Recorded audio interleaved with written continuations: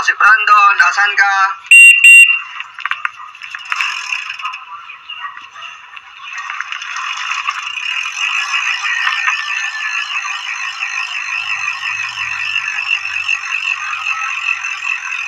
Tara na, to si Brandon, padyak na.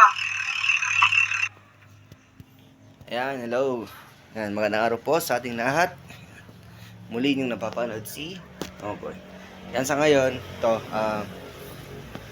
naayos ko na yung mga gamit ko. Tapos,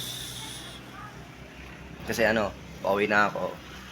Yun, naayos ko yung mga gamit ko. Then, punta lang ako sa likod.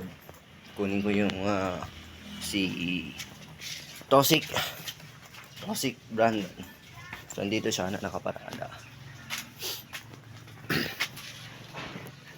Alisin ko lang muna si Toxic.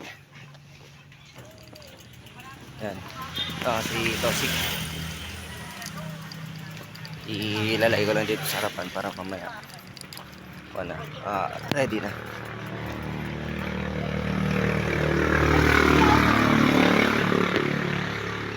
Ta? Ay.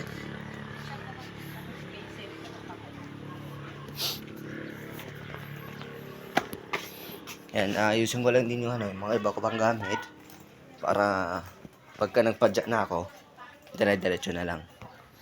Yan.